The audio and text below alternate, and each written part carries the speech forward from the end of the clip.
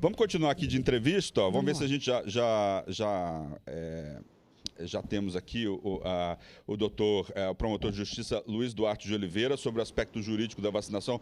Doutor, você escuta a gente? Sim, escuto sim, muito bem. Promotor, seja bem-vindo então aqui ao Jornal da Rede Alesp. O dever de se vacinar é previsto em lei. Caso seja, o Estado pode mover uma ação contra alguém que se recuse a se vacinar? Me desculpe, só um reparo inicial. Sim. Eu sou um procurador de Estado, não um promotor de justiça. Ok. Nos desculpe aqui pela...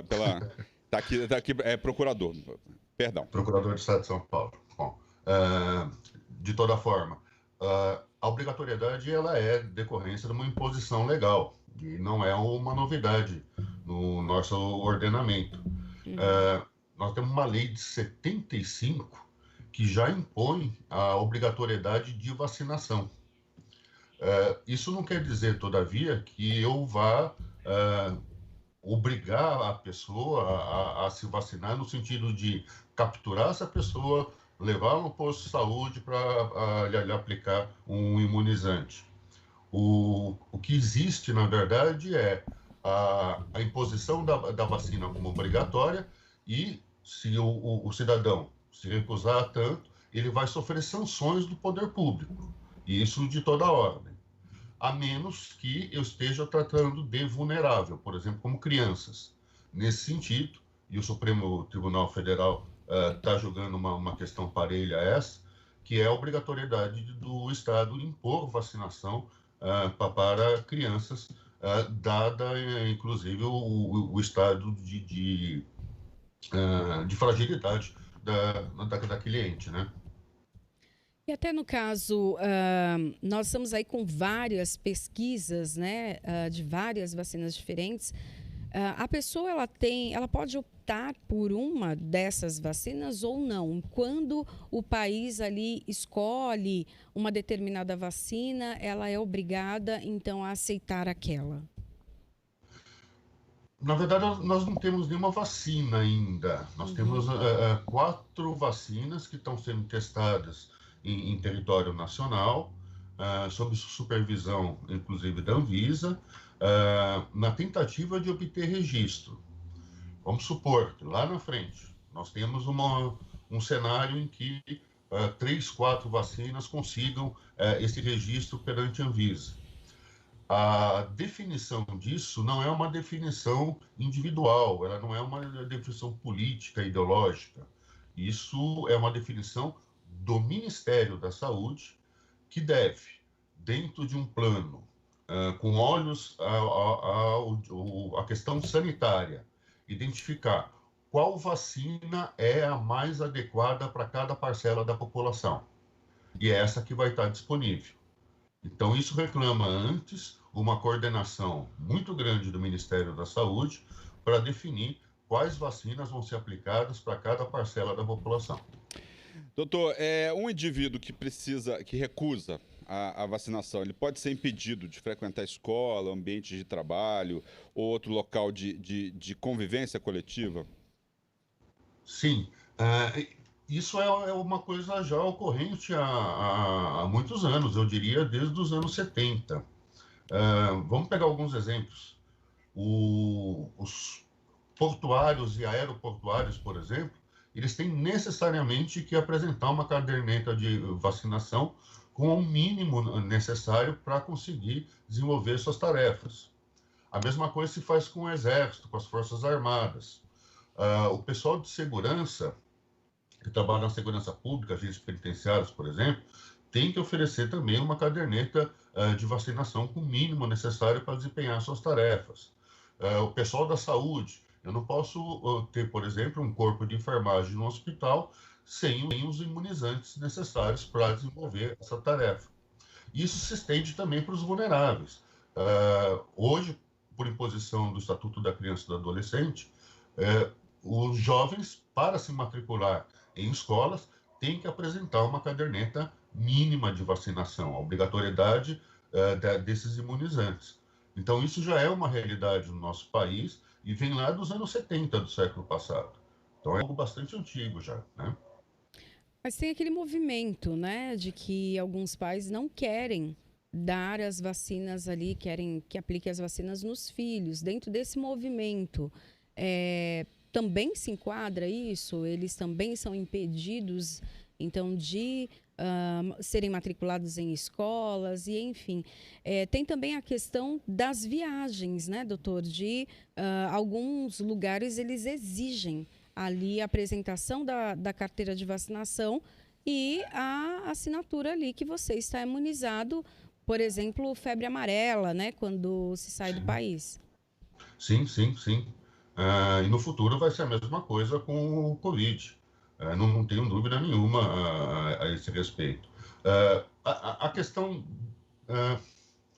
das crianças, filhas de pessoas que defendem movimentos anti-vacina, é uma questão que está sendo decidida pelo Supremo Tribunal Federal na atualidade. E nós temos tudo para ter um julgamento no sentido de que existe sim a obrigatoriedade. Mas isso não decorre, né, da vontade do Supremo. E nós já temos legislação suficiente para impor à paz a obrigatoriedade dessa vacinação. Até porque a gente não encontra sustentação científica suficiente para esses movimentos anti-vacina. Doutor, Eles são baseados mais em questões ideológicas do que propriamente científicas, né? pois é questão de negar a ciência, né? Muita gente está Sim. negando a ciência. E aí, quando essa negação, ou a pessoa que acredita em notícia falsa, uma fake news, por exemplo, né? Quando a pessoa atenta, né? Quando ela nega a ciência, ela acredita numa fake news, essa notícia ou essas questões atentam aí contra a saúde pública. Existem agravantes sob o ponto de vista da lei? Existem os impedimentos legais, que as pessoas vão, inclusive, deixar de receber benefícios federais, por exemplo, com Bolsa Família, se não apresentarem a vacinação. É uma pena que a gente tenha, no atual século XXI, gente que ainda defenda um movimento anti-vacina e coisa e tal. E a gente viu consequências desastrosas para a saúde pública. Há pouco, por exemplo, com a questão do sarampo, né? O sarampo estava erradicado do Brasil. E de repente, viu-se surtos e atrás de surtos por conta de crianças que não estavam imunizadas, porque os pais simplesmente achavam que era desinteressante ou era prejudicial para as crianças. O que correu na internet, aquelas alegações que a vacina do sarampo causava autismo. Quer dizer, isso é um serviço absurdo e não leva nada a lugar nenhum. Ao contrário, você cria uma situação de constrangimento para a população como um todo, né? Quer dizer, é alguém mal servido de informações ou de uma autocrítica mínima que acaba levando prejuízo para toda uma coletividade. E, infelizmente, as sanções elas são brandas, não tem um crime ainda sendo cometido. Não há uma titulação ainda penal para isso, a não ser uma pequena contravenção. Mas até hoje não se estabeleceu um tipo penal para espalhar fake news ou disseminar esse tipo de negacionismo anticientífico, né? Doutor, o senhor falava há pouco, então, da obrigatoriedade da vacina, né? Há pouco tempo, inclusive, o governador do estado de São Paulo falou, né, que isso seria obrigatório no estado todo, a vacinação, então, de Covid-19.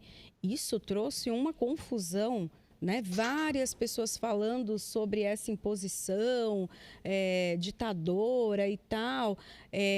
Então, trouxe ali uma divisão também da sociedade, né? Eu queria que o senhor falasse um pouco disso. Há a possibilidade dessa imposição por conta do Estado ou ela precisa vir como uma ordem nacional? E complementando esse episódio, lembra muito um episódio que aconteceu lá no início do século XX, que é a revolta da vacina, né? Lá em 1904, no Rio de Janeiro. Essa questão também estava sendo discutida. 116 anos depois, a gente está discutindo algo parecido em relação à vacina, né? Eu não consigo explicar o porquê. Parece que a Idade Média acaba ressurgindo na atualidade e consegue conquistar tantas mentes e corações. Eu não consigo compreender isso. Mas a coisa é tão simples e foi uma declaração do governador que não deveria ter causado impacto nenhum se as pessoas tivessem minimamente atentado pelo que já existe de realidade jurídica no Brasil. Então, nós temos um Programa Nacional de Imunização, que foi criado por uma lei 6299/75, que estabeleceu que o Ministério da Saúde vai elencar quais são os imunizantes que são indispensáveis para as pessoas. E isso é de obrigatoriedade. Então, o que é necessário para que uma vacina se torne obrigatória em todo o território nacional?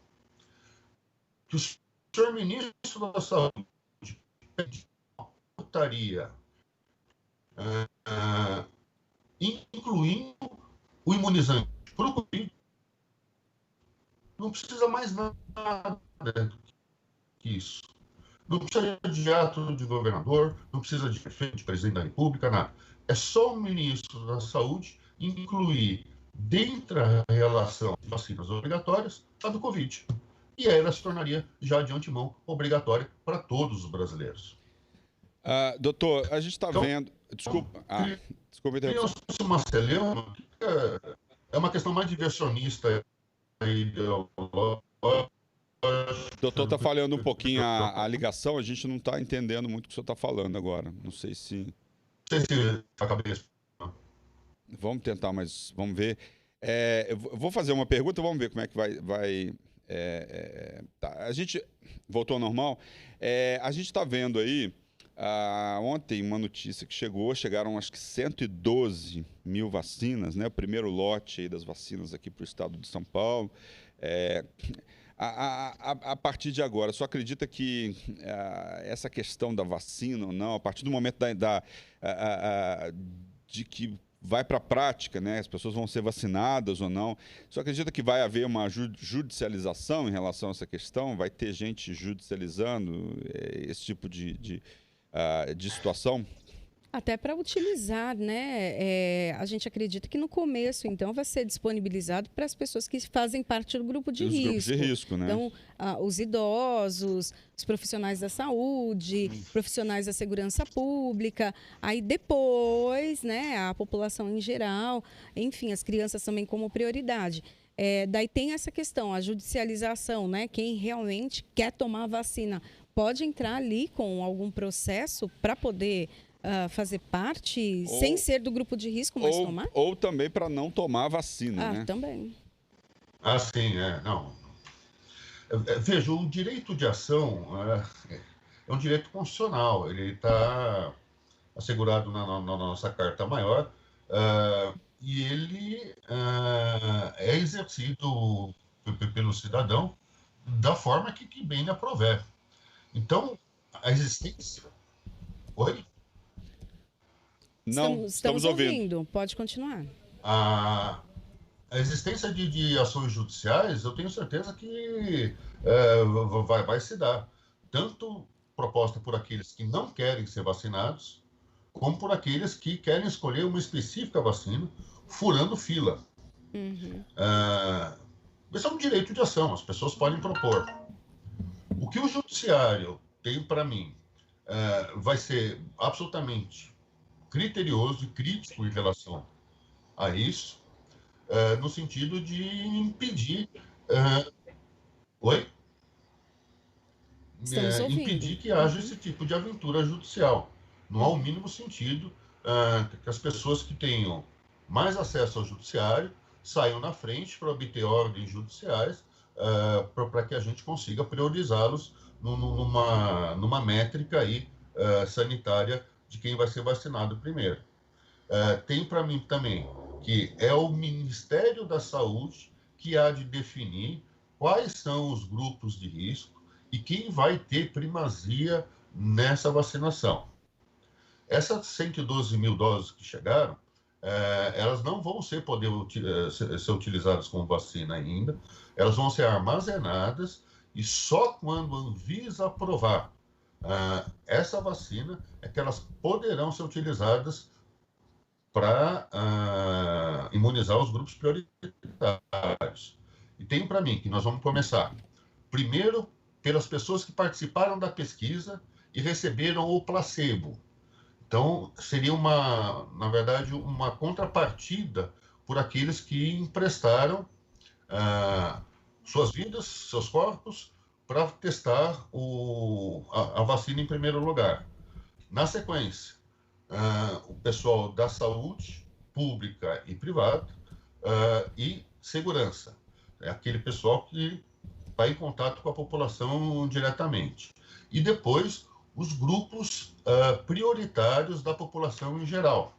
E isso vai depender do imunizante.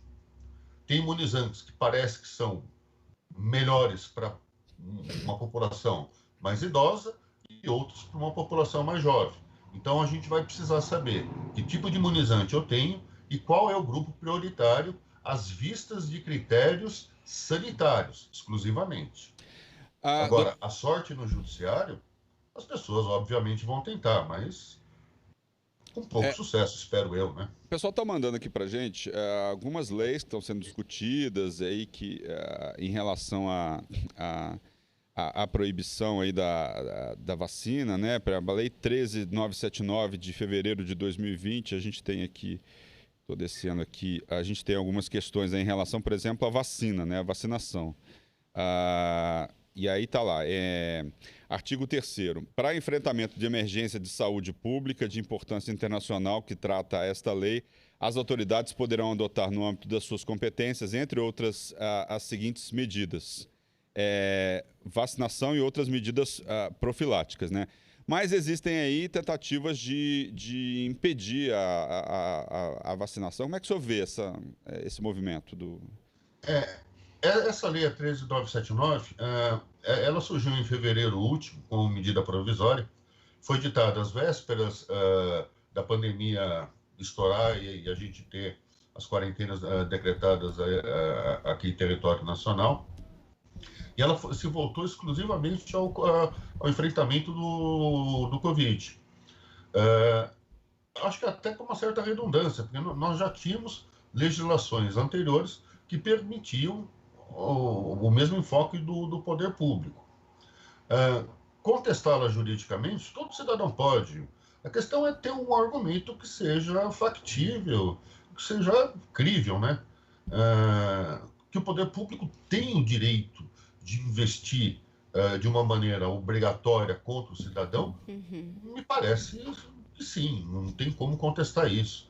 Existe um primado do mundo jurídico, que está constitucionalmente estabelecido, inclusive, que o interesse coletivo, o interesse difuso da população, ele se sobrepõe sobre o interesse individual. Então, não há como o cidadão tentar se agarrar a um direito individual, como se a liberdade dele fosse alguma coisa que suplantasse a saúde do próximo. Isso é absolutamente sem pé nem cabeça. Tá certo. Doutor Luiz Duarte de Oliveira, procurador do Estado de São Paulo, muito obrigado pela entrevista aqui no Jornal da Rede Alesp. Obrigada, doutor. Foi um prazer, muito obrigado. Uma boa tarde. Boa tarde.